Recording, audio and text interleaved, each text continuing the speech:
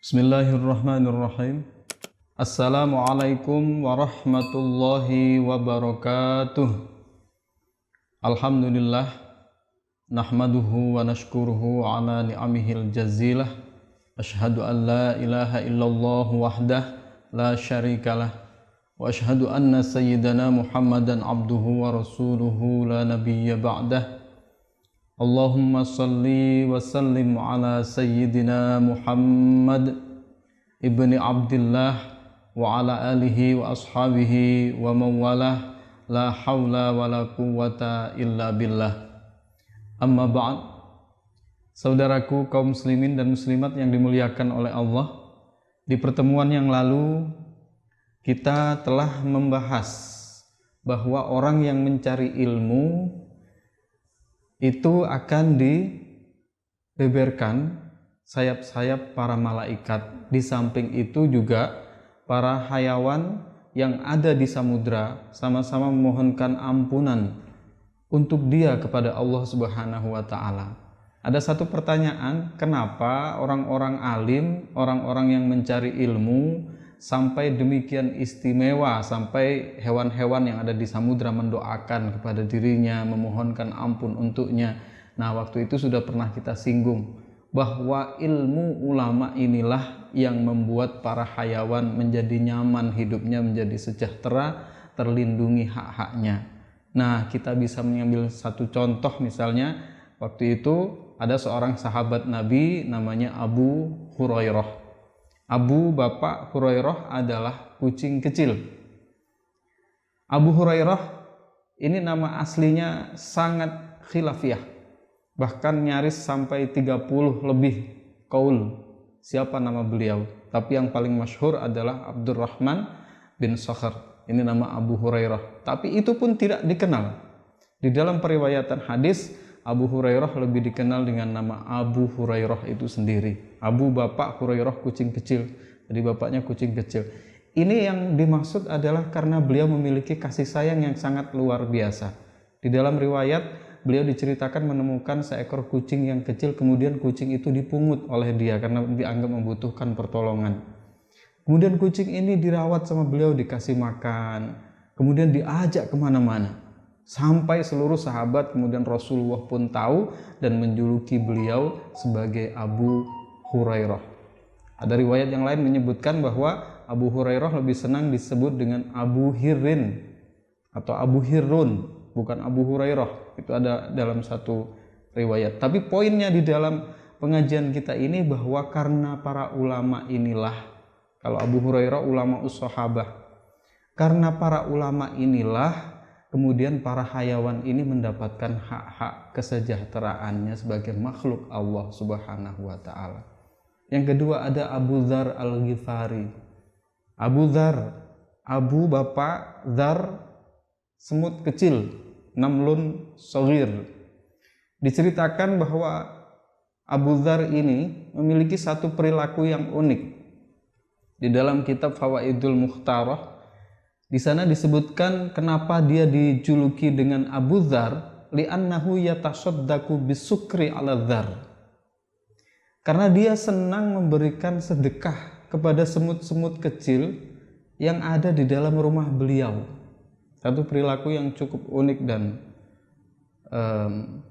patut diacungi beberapa jempol ya. Karena memang kalau di dalam manusia ada HAM, hak asasi manusia. Nah, di dalam perhewanan ini menurut ulama-ulama tadi, ini juga ada hak asasi perhewanan. Beliau senang memberikan sedekah dengan gula, karena memang semut suka gula. Diberi sedekah itu gula itu kepada semut-semut yang ada di rumah beliau. Sampai sahabat-sahabat yang lain itu janggal. Kenapa beliau melakukan hal itu? Dijawab sama Abu Dzar, li'annahu min jironi, karena semut-semut itu adalah tetangga-tetanggaku.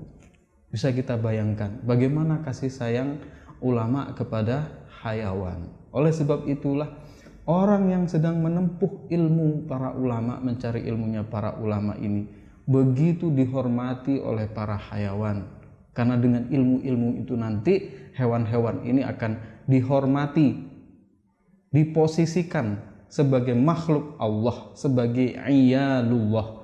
yang memang harus dihormati, dihargai sebagaimana makhluk-makhluk Allah yang lain. Saudaraku kaum muslimin dan muslimat yang dimuliakan oleh Allah, marilah kita lanjutkan pengajian kita, kitab Bidayatul Hidayah ini. Bismillahirrahmanirrahim. Walakin yang bagi lan tetapine prayuko laka maring siro opo antak lama, dan sebaiknya engkau harusnya tahu. Kata Imam Ghazali, ada ini bab berikutnya, teks berikutnya, ada hal yang mestinya kamu harus tahu. Apa itu?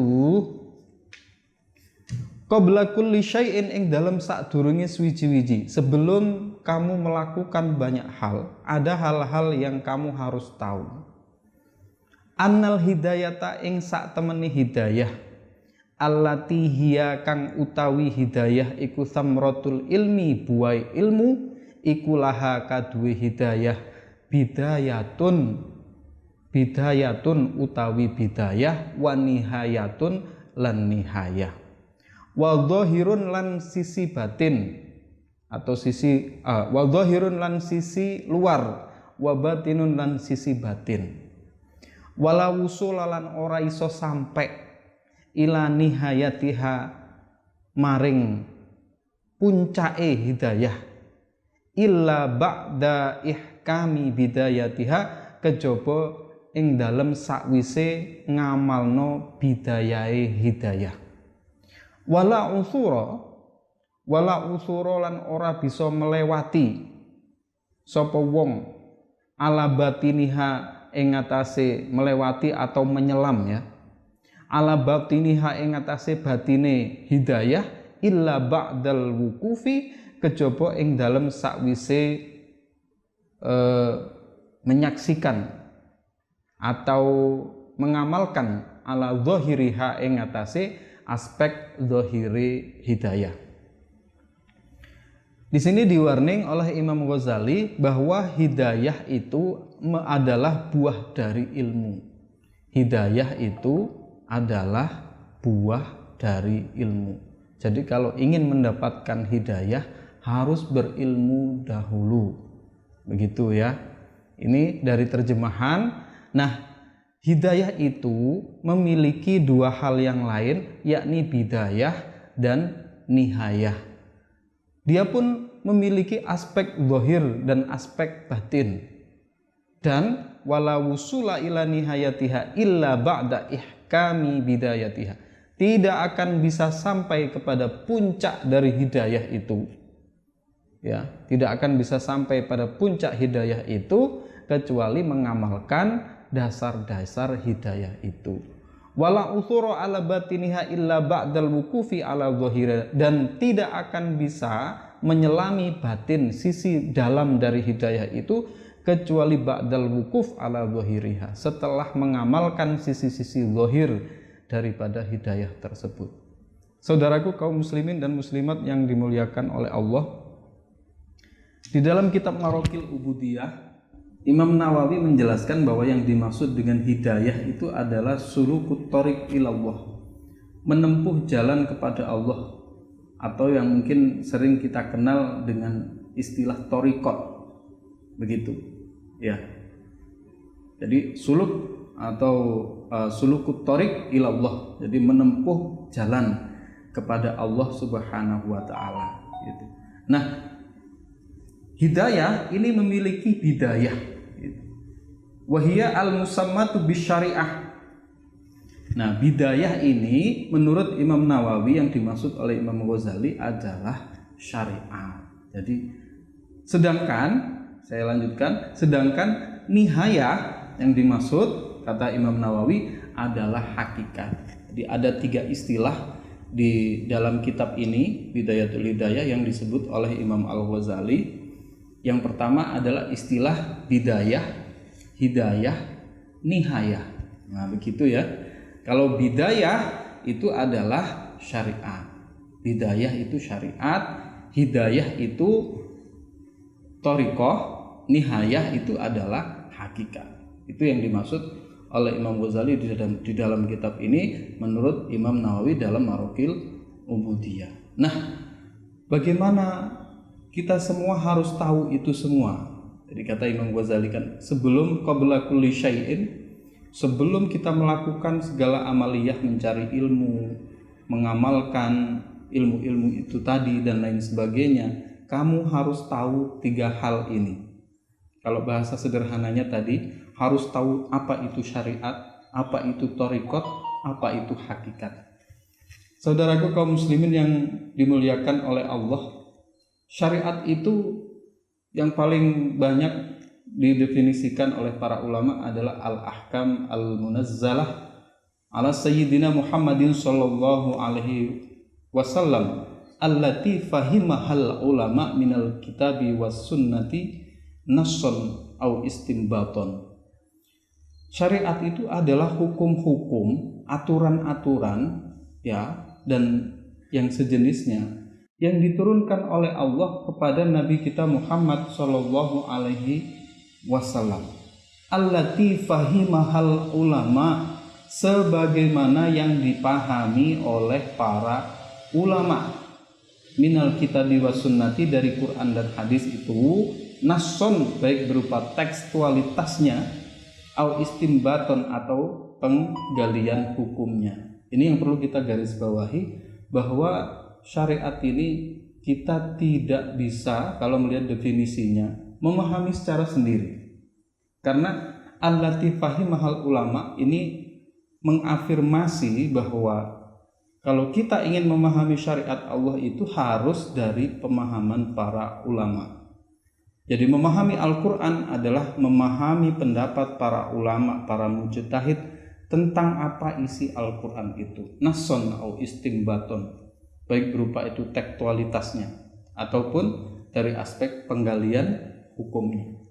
Jadi kalau ingin mengatakan bahwa satu lafaz ini yang kita ambil maknanya adalah sisi zahir misalnya, maka itu pun harus dari pendapat para ulama. Kalau kita ingin mengetahui bahwa ayat ini bermakna lebih ke sisi batinnya, maka itu pun dari pendapat para ulama. Itu allati fahimahal ulama. Sehingga kita tidak bisa memahami syariat ini dari sisi pengetahuan kita sendiri, karena kita sendiri ini adalah orang-orang yang jangankan untuk mengetahui sisi batin Al-Quran. Kalau Ibnu Arabi, seorang sufi, orang ketika ingin menembus Al-Quran sampai pada titik yang terdalam, yakni Allah Subhanahu wa Ta'ala, harus menempuh empat tahap. Yang pertama adalah pagu bahasa Arab. Dia harus mengetahui nahwu, shorof, ya, harus mengetahui ilmu balaghah, ilmu mantek, ma'ani, badi, dan lain sebagainya. Yang semua itu menjadi perangkat bahasa Arab. Dia harus pertama tahu itu. Kemudian setelah dia bisa mengetahui ilmu bahasa Arab ini, dia harus bisa naik lagi ke bahasa yang berikutnya, yakni bahasa Rasulullah Muhammad Sallallahu Alaihi Wasallam. Karena bahasa itu memiliki sense of language, memiliki rasa kebahasaan. Orang harus tahu betul bagaimana Rasulullah menyampaikan, menjelaskan semua itu harus ditembus itu sampai kepada bahasa Rasulullah. Dari bahasa Rasulullah sampai ke bahasa Jibril alaihissalam. Dari bahasa Jibril sampai ke kalamullah, sampai kepada bahasa Allah. Oleh sebab itulah sebagai orang yang awam, kita harus memahami syariat itu allati fahimahal ulama minal kitabi was sunnati nassan au istinbatun. Harus berdasarkan apa yang dipahami oleh para ulama, baik itu berupa tekstualitasnya ataupun dari aspek sisi batinnya. Kemudian saudaraku kaum muslimin dan muslimat, untuk mengamalkan tentang syariat ini, kalau dijelaskan mungkin sedikit-sedikit aja kita singgung. Ada istilah tadi thariqah, Ada istilah thariqah tadi. Thariqah ini kalau kita pahami, ada thariqah itu secara umum, ada thariqah secara khusus. Mengamalkan syariat tadi, ada thariqah secara umum, ada thariqah secara khusus. Kalau thariqah secara umum itu adalah al-amalu bisyariah. Al-amalu bisyariah wal akhdhu bi'azaimiha. Jadi mengamalkan syariat-syariat Allah, syariat Rasulullah itu, dan mengambil sisi-sisi terkuatnya, mengambil yang aman, jadi yang sanadnya kuat. Apa itu? Al-Quran, hadis Rasulullah, ya, itu yang sanad-sanadnya kuat. Kemudian kaul-kaul para ulama yang sanadnya kuat. Wal bu'du 'anit tasahul, dan menjauhi menggampang-gampangkan. Jadi hal-hal yang gampang tidak boleh. Hal yang gampang boleh digampangkan, tapi yang tidak gampang jangan sampai digampang-gampangkan. Nah, itu perilaku thariqah secara umum seperti itu. Ini bisa dilakukan oleh siapa saja. Jadi mengamalkan Al-Quran, mengamalkan hadis, mengamalkan ilmu fikih, ya, yang ada diajarkan oleh para asatidz, para ulama itu. Nah, itu yang gampang menjadi gampang, tapi tidak boleh digampang-gampangkan. Jadi wal bu'du 'anit tasahhuli fi ma la yanbaghi at-tasahhulu fi. Jadi tidak boleh, kalau tidak gampang ya tidak boleh dimudah-mudahkan.